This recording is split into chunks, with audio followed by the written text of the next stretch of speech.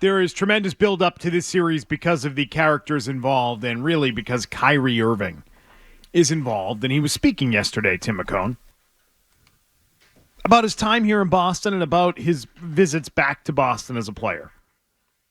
And the way he has acted in the past, not being a true reflection of who he is. He's a changed man. Kyrie Irving. Let's have a listen to what he had to say yesterday. Last time in Boston, I don't think that was the best, not this regular season, but when we played in the playoffs and everyone saw me flip off the birds and kind of lose my shit a little bit. That wasn't a great reflection of who I am and how I like to compete on a high level. It wasn't a great reflection on my end towards the next generation on what it means to control your emotions in that type of environment, no matter what people are yelling at you. I'm built for these moments to be able to handle circumstances like that.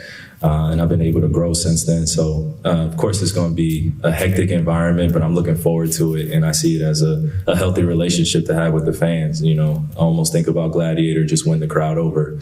It's good to hear the TD Garden silent when you're playing well. They still respect great basketball. So regardless of, the attention that's being paid to what it's going to be like on my end, I have a group to lead that's going to be looking to me for a voice of peace and to be able to control what I can control and also help them through it. So I'll take the brunt of it, of all the yells and stuff like that and all the remarks. But I've been able to grow since then and acknowledge that, I just can handle things better, especially when I want to put majority of my energy towards playing well. I can't just be getting into it with fans like that, even though it may be fun at times, but it's a waste of energy. It's a waste of my time. And it's also a waste of my talent trying to answer questions from the past that people had. Maximus. Wow. Gladiator. This dude's something, man. This guy's special. Do you buy it? No. He is convincing, though.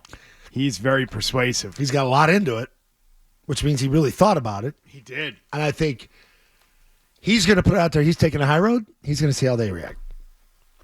And if he's got it going and they're getting on his ass, I think he's going to give it right back. I think he's going to wait and see. That's the way it feels to me. I think what he's saying is I need to focus on silencing the crowd with my play and not engaging in what I've done in the past, which is the right thing to be doing. It's the right answer. I was born for this. Wow. Maybe Kyrie Irving just has a realization of what is in front of him. A chance to win a title again, to be back on this stage, a stage that a lot of people said he would never get to again. Who expected Kyrie Irving to be back in the finals, one of the two best players on a team? Not me. Based on the last several years. I didn't think you could do it. I didn't think you could do it with everything that he brought off the court and all the drama that surrounded him. And his whole time in Brooklyn was one thing after the other. Cleveland, not talking to teammates in that final playoff run. Boston, we know what happened. No, I didn't think there was a chance in the world he would be back here. And when we talk about the Celtics, do they have more chances beyond this year? We've had that discussion. Think about Kyrie Irving. Does Kyrie Irving have more chances beyond this year? No, it doesn't seem that way. How many more chances can he expect to be in this series with a chance to win a ring? I'd say not many. Who's got a better chance, the Celtics or Mavericks, of being back here next year? It's the Celtics. Oh, he's exhausted so many avenues. He's already ticked off so many franchises. You can't go back to them. You got to find new ones. And you got to find good teams to play with. Like, he's a piece. He's a piece there. Luka feels like he's the number one. Here's what I fear about Kyrie Irving at the moment. It sounds like his head is screwed on right. Oh, boy. And there have been plenty of times where I think he's been rattled and can be rattled and lost his mind, as he said, lost my bleep. I don't know if he's in that phase right now. It's like phases of the moon with Kyrie, right? Where is he? Where is he right now? Which phase is he in? Well, where's the because moon? no matter where he goes, as Tim highlighted, it's going to blow up in due time. He's going to piss off teammates. He's going to stop talking to teammates. He's going to have some off-court drama that has his team demanding apologies, that has him getting suspended. He dealt with all of that in Brooklyn. Couldn't stay on the court. Yeah. Didn't want to follow COVID rules, so he was away from the team for that stuff. I mean, it was, again, one thing after another. Unreliable, inconsistent. You couldn't count on the guy for anything. Not at the moment. This phase of the Kyrie moon, he's in a good spot right now. That's kind of scary. I thought what he said yesterday at the podium, couple that with the way he's been playing lately. This is the good Kyrie right now. This is the Kyrie that was here in year 1 in Boston. The one who was all smiles and was making plays and was, one of the best point guard in the NBA when it's going right for him. That might be the guy who's coming to town and will be here Thursday night. That's a little scary. He's really good. We all know that about him. Good talker, too. So he's in a waxing phase, not a waning phase. Yeah, that's what it is. Can you explain the differences? The waxing and waning? I thought waxing was getting bigger. Waning was when the moon shrinks. How's he even watching the moon if the Earth's flat?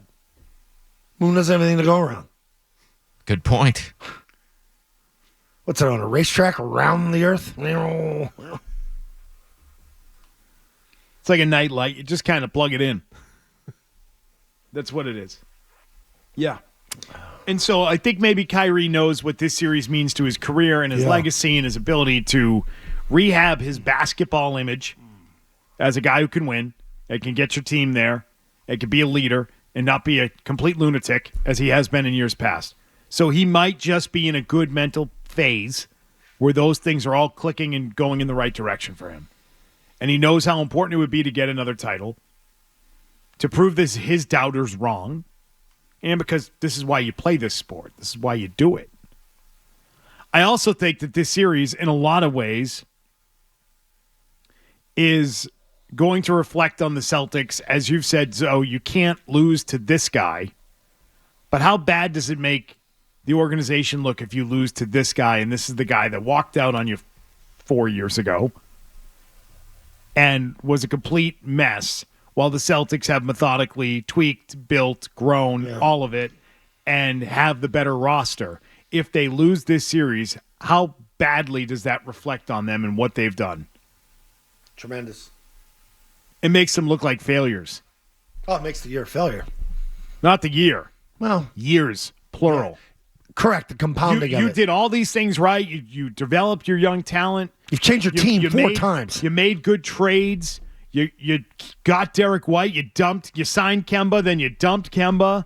You've just made a lot of really shrewd moves to make this team what it is to land in this spot. And if that team loses to Kyrie Irving after Kyrie Irving went out, left Boston, acted like a complete pain in the ass for multiple years, moved on to a second team because the team he went to wouldn't have him anymore, and he wins a title before you do? That's why you keep saying you can't lose to this guy. If you like that clip, check out more videos from Zolak and Bertrand here. For more Celtics analysis and opinion, hit this playlist. And for all the latest from the Sports Hub, download the app at 985thesportshub.com.